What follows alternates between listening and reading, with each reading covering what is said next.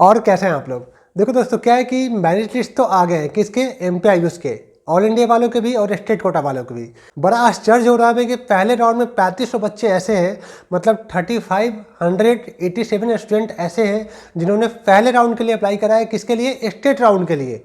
और 1300 प्लस बच्चे हो गए हैं ऑल इंडिया वाले। मतलब क्या इतने बच्चे कहाँ से आ रहे हैं, और इतने बच्चे अगर आ रहे हैं तो क्या कारण है और क्या होने वाला है। जिसके मार्क्स कम है उनके साथ क्या होने वाला है, जिनके मार्क्स ज़्यादा उन्हें कैसे प्लान करने चाहिए, गवर्नमेंट कॉलेज के लिए क्या करना चाहिए, हम लोग बस यही बात करेंगे।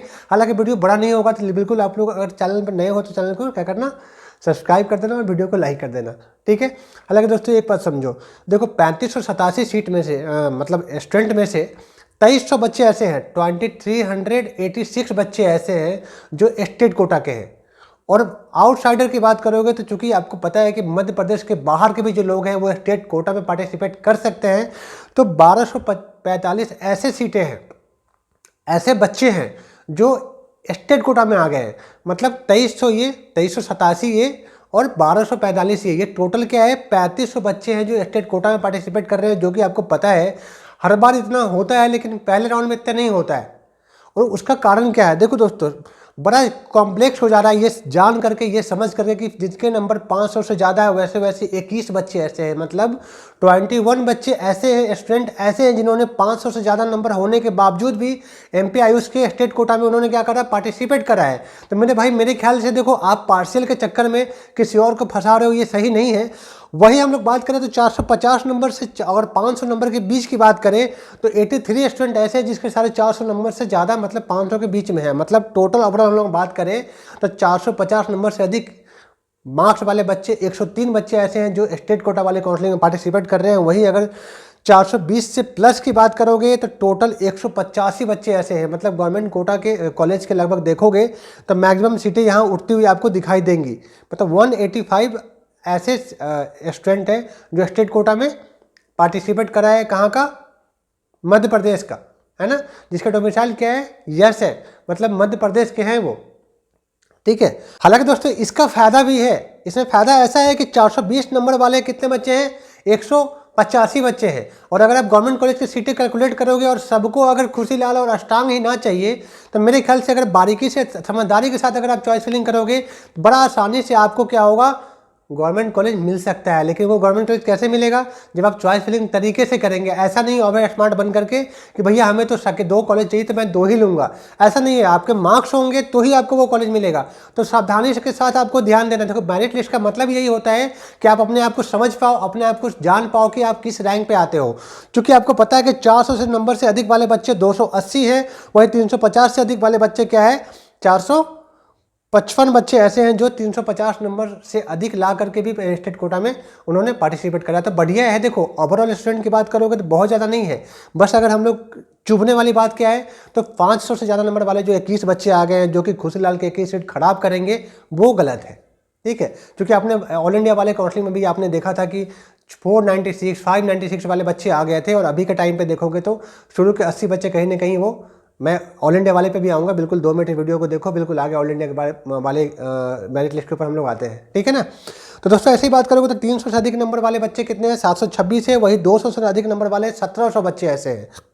मतलब सबसे अधिक कंडीशन खराब किसके हैं, 200 से 300 नंबर वाले बच्चों का। 1700 बच्चे ऐसे हैं जो आपसे ऊपर है, ठीक है। और टोटल 1000 बच्चे ऐसे हैं जो 200 से 300 नंबर के बीच में लेके आए हैं। तो अब बात आती है कि स्टेट कोटा में कि जो प्राइवेट कॉलेज है और आपको जो चाहिए उसके लिए हमें क्या करना है, ठीक है। तो हालांकि उसके लिए तो चॉइस फिलिंग के समय हमें डिसाइड करना है कि हमें क्या करना है और किस टाइप से हमें कैलकुलेट करने पड़ेंगे और कैसे क्या करने पर। चूँकि देखो, एक आध कॉलेज नया इंट्रोड्यूस हो सकता है, पर नया कॉलेज तो नया ही होता है, ठीक है। और टोटल जो 23 कॉलेज थे उसमें से भी 2 कॉलेज के एफिलिएशन अभी तक नहीं आए हैं, वो भी आपको पता ही है। तो कहीं ना कहीं सीटें कम हो जाती है ना। तो ये भी गलत हो जाता है। तो अब बात आती है कि जिसके 200 से नीचे वाले नंबर है, क्योंकि ऐसे बच्चे तो बहुत ज़्यादा है। 200 से नीचे नंबर वाले बच्चे मेरे ख्याल से 1700 से 1800 बच्चे ऐसे हैं जिसका 200 से बिलो मार्क्स है। अब ये एक, चूँकि 50% बच्चे यहीं बैठे हैं, तो मेन फोकस करना मेरे ख्याल से वहाँ ज़रूरी होगा, फिर बाद में हम लोग इधर से करेंगे। और अगर आपको ऐसा लगे कि नहीं कुछ रह जा रहा है, कुछ बताना भूल जा रहे हैं हम, तो बिल्कुल आप कमेंट करके पूछ लेना, रिप्लाई रहता है। या डिस्क्रिप्शन में मेरे व्हाट्सएप के नंबर डाले हैं, वहाँ से आप क्वेश्चन क्लियर कर सकते हो। एक बार में अगर पूछने में दिक्कत आती है तो वॉइस रिकॉर्ड कर लेना कि भैया मेरे रैंक ये है, मेरे कैटेगरी ये है, मैं इस स्टेट से हूँ, ठीक है ना, ऐसे पूछना है। और हम इस कॉलेज को भैया टारगेट कर रहे हैं तो क्या हमें मिलना है या नहीं मिलना है, ये ध्यान देना है आपको। ठीक है, यही दिक्कत आती है कि सबको अच्छा वाला चाहिए होता है और नंबर होते हैं कम, तो रिप्लाई करने में मुझे दिक्कत आती है। तो आप अपने चॉइस को जरूर बता देना।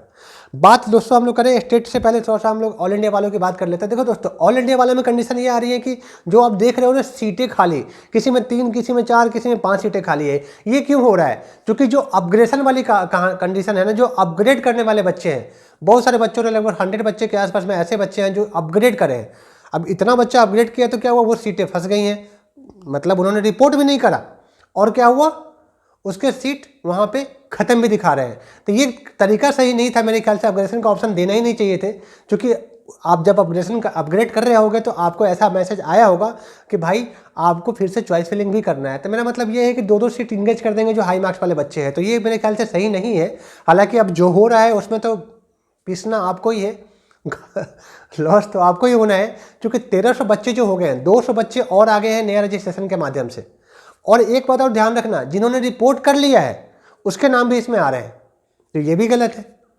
तो ये लिस्ट न जाने कैसे हमेशा से ढीला रहता है आयुष काउंसलिंग, आयुष वालों का। क्योंकि आगे बहुत से सरप्राइज ऐसा करेंगे, फ्लो चार्ट कुछ और होगा, नियम कुछ और होगा, अचानक से कुछ और चेंज कर देंगे। पता हुआ कि हाँ इस राउंड के बाद आप पार्टिसिपेट ही नहीं कर सकते। बहुत से ऐसे ऐसे कंडीशन है जो घंटों में यहाँ चेंज हो जाते हैं। और आप देखते रहना, लास्ट ईयर भी ऐसे हुए थे, उससे लास्ट ईयर भी ऐसे हुए थे। तो सावधानी के साथ चॉइस फिलिंग करना है। चॉइस फिलिंग के लिए मैं वीडियो ले करके आऊँगा, और नहीं तो लाइव रहेगा मेरा लाइव सेशन, तो मैं बिल्कुल वॉल पे टैग कर दूंगा कि हाँ इतने डेट को इस टाइम पे लाइव आना है। तो आप मेरे से पूछ लेना कि भैया मैंने इतने रैंक पे कैसे कैसे चॉइस फिलिंग करना है। ठीक है, हालांकि बड़ा मैटर ये होता है कि मेन जो फंडा होता है इसमें फीस के रिगार्डिंग्स होता है कि बहुत सारे लोगों को ऐसा लगता है कि नहीं भैया हमें तो फीस कुछ ऐसा चाहिए जिसमें कि मेरे एक्चुअली ज़्यादा पैसा ना लगे। क्योंकि देखो ड्रीम सबके होते हैं गवर्नमेंट कॉलेज के, अगर नहीं मिल पाता है तो प्राइवेट कॉलेज में क्या करना चाहिए, कौन से कॉलेज कम पैसा में अच्छा कर रहा है, या कम मार्क्स है तो क्या किस कंडीशन से आपके एडमिशन हो रहे हैं, इन सब रिलेटेड कुछ अगर पूछना हो तो बिल्कुल व्हाट्सएप पर डिस्क्रिप्शन में डला हुआ है। मोबाइल नंबर मेरे व्हाट्सएप के लिंक डाले हैं, वहाँ से मैसेज कर सकते हो और उसी नंबर पे चाहो तो कॉल भी कर सकते हो। तो थैंक यू सो मच। और फिर भी अगर आपको लगे कि कुछ रह गया हो तो बिल्कुल आप पूछ लेना। Thank you so much.